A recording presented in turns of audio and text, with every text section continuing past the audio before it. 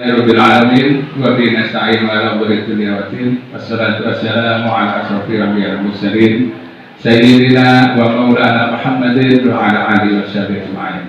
Yang saya hormati Ustaz Sahal dari Madrasah Diniyah Sunniyah Salafiyah Kota Pasuruan atau tetangga kita di sebelah selatan, ya, juga pembina OSIS Bu Risa dan seluruh anak-anak OSIS.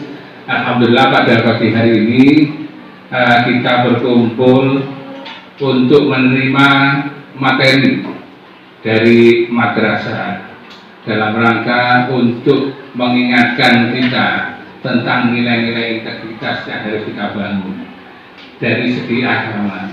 Jadi nanti kita juga akan melakukan kegiatan yang lain juga di luar setelah ini, juga dengan versi yang lain, ya. Nah, khusus di ruangan ini materinya adalah korupsi dalam perspektif Islam.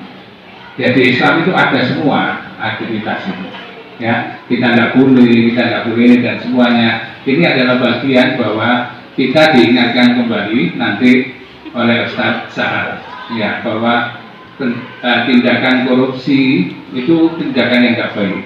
Oleh sebab itu nanti paling tidak kita diajarkan juga tentang nilai-nilai integritas yang diterapkan di sekolah. Ya, itu ada di dalam agama kita. 9 integritas versi yang dikemukakan oleh pemerintah wabil khusus yang ada di KPK. Tahu ya singkatan KPK ya? Apa itu? Ya, KPK, Komisi Pemberantasan Korupsi, ya, itu pusatnya ada di Jakarta sana. Upahnya tinggi sekali, ya. Biasanya kepala daerah mulai dari wali kota, bupati, gubernur dan lain sebagainya, ya. Nah, oleh sebab itu nilai integritas yang harus ada dan tertanam dalam diri kita itu antara lain ada 9, antara lain jujur. Ya, saya pikir di agama kita juga mengajarkan kejujuran itu, ya. Di segala kegiatan apapun, jujur. Ya, ini penting. Jujur ini adalah sesuatu yang penting dalam apapun, profesi apapun. Ya, ini kejujuran adalah sesuatu yang penting. Bahkan dalam dunia bisnis itu dikatakan trust is the most important thing, bahwa kepercayaan kejujuran itu adalah hal yang paling penting dalam kehidupan. Nah, ini kejujuran, ya. Nah, yang pertama. Yang kedua, itu juga berani mengambil risiko. Ya, berani mengambil risiko. Ya, kalau kita salah, berarti tahu kita akan salah itu, dan kemudian akan melakukan aktivitas berikutnya, nilai integritas, bertanggung jawab, walaupun salah atau tidak. Seluruh jajaran staf guru, wabil khusus Kepala Sekolah Bapak Agus yang korupsi, menyalahgunakan, ya, apa yang harus digunakan dengan semestinya, itu korupsi. Ini ada hubungannya dengan masalah amanah. Tahu amanah? Amanah itu adalah salah satu dari sifatnya siapa? Sifatnya kita kan sudah melewati bulan Maulid Rasul. Salah satu dari sifatnya, dari 4 sifatnya Rasulullah. Rasulullah itu mempunyai sifat amanah, terpercaya. Dan Rasulullah itu di musuhnya Rasulullah itu lebih percaya kepada Rasulullah kalau titik-titik. Sehingga Rasulullah ini dikatakan Al-Amin. Julukannya Rasulullah itu Al-Amin. Tahu enggak? Kalian tahu ya? Apa artinya Al-Amin? Terpercaya. Ini adalah intinya dari kehidupan kita. Kita harus menjadi orang amanah. Kita akan menjadi orang yang selamat dunia maupun akhirat. Di kalangan masyarakat, di kalangan, ya, masyarakat siapapun, kita akan menjadi orang yang selamat, ya. Kalau amanah dalam agama, kita menjalankan ibadah 5 waktu, ya. Amanah dalam dunia, ya, dalam organisasi, dalam segala apapun, ya, kita jalankan dengan amanah, maka kita akan selamat. Tidak akan terjadi sesuatu. Kenapa orang itu tidak amanah? Karena ada gelitikan hati, kepingin enak, kepingin mendapatkan sesuatu, keinginannya dia, nafsunya dia, maka dia tidak amanah sehingga dia mengambil haknya orang lain. Ya, kita mengacu pada satu ayat Al-Quran ya. Di dalam sehari-hari kita berkorupsi, katakan itu yang kita makan itu perkara yang tidak halal, sudah jelas ya. Karena bukan haknya kita yang kita gunakan. Bahkan di dalam ayat Al-Quran Allah memerintahkan kulu wasro, kulu minat toiba wa'malu sholihan. Perintah Allah Ta'ala, makanlah minat toiba, dari perkara yang baik, artinya perkara yang halal. Wa'malu sholihan, kemudian berbuatlah baik. Ini satu ayat ini mengandung makna. Pertama, kita harus makan yang baik, yang halal, kemudian beramal soleh. Kenapa di ayat Al-Quran itu berdalil seperti ini? Kalau kita ini memakan barang yang haram, ya, di dalam jasad kita perkara yang haram, maka seluruh amal kita sia-sia. Semuanya dari makanan. Kalau sudah makanan sudah halal, maka ibadah kita pun akan diterima sama Allah. Ya, karena ada satu hadis ya, Allah tidak menerima ya. Allah tidak menerima orang yang di dalamnya itu orang yang di dalamnya itu ada sedikit dari perkara yang haram. Sampai habis perkara yang haram dalam tubuh kita, baru Allah Ta'ala menerima badan kita. Nah, ini ada hubungannya dengan masalah korupsi ya. Iya, sangat besar sekali ya, apalagi korupsi berjamaah. Maka dampaknya seluruh jamaah ini tidak mendapatkan naungan Allah. Dampaknya akan jelek, akan kebawa kejelekan sampai ke rakyat-rakyatnya ini. Ya. Mungkin itu dampak dari pandangan agama dari situ ya dampaknya korupsi ini ya. Jin dan manusia kecuali untuk menyembahku. Umur kamu itu menyembah. Jika kau lalaikan kewajiban-kewajiban Allah, berarti kalian sudah korupsi pada Allah. Umurmu yang kau dipakai itu sudah korupsi. Dalam satu keterangan, umurka roksu malika. Umurmu ini adalah modal hidup lain. Dikasih modal, jangan dikorupsi. Ya. Maksudnya jangan dikorupsi apa? Gunakan modal ini sesuai dengan perintahnya Allah. Maka kita jika amanah dengan perintahnya Allah, maka kita gunakan umur kita ini dengan sesuai amanah kita perintah Allah.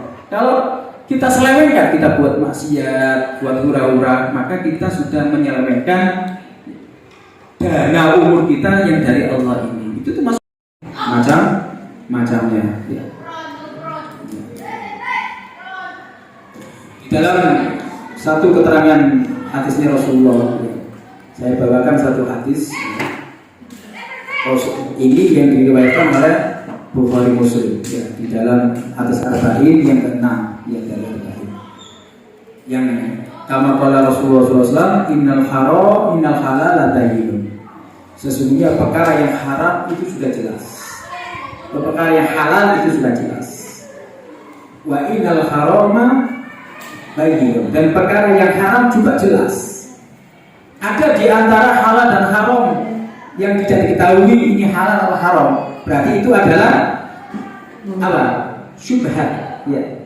Wa bainahuma umur mustabihatun. Dan di antara perkara halal dan haram ada perkara yang syubhat, yang remeng-remeng tidak diketahui. Ini hasil apa tidak diketahui. Itu namanya kasarnya apa? Merampok, mencuri ya, mencuri. Bahkan itu sudah jelas bukan syubhat lagi ya. Sudah jelas bahwa itu adalah haram ya, haram ya. Barang siapa yang menghindari ya, jangankan yang haram, yang remeng, yang tidak kelihatan halal dan haramnya aja dihindari, maka dia, kata Rasulullah, dia akan selamat dari dua perkara. Selamat harga dirinya dan selamat agamanya ya. Kalau orang mencuri, harga dirinya baik enggak? Ketahuan, oh ini di teman OSIS ada dana sekian kok terpotong dia bawa, malu enggak? Harga dirinya mau memperbaiki lagi, temponi pun ditemponi, ya juga dia masih malu karena dia pernah melakukan yang tidak benar. Maka itu harga dirinya sudah selamat lagi. Makanya sebelum kalian menjadi orang nanti di dewasa nanti ya, di luar sana, luar sekolah, maka jagalah itu ya. Banyak ya, mungkin ya di beberapa tempat ada ya korupsi. Kenapa? Kita membuat madrasah diniyah yang santrinya sekian ya, sekian dibuat sekian. Buat apa? Buat kita ini memperbanyak dana yang masuk bosnya. Itu termasuk korupsi juga ya.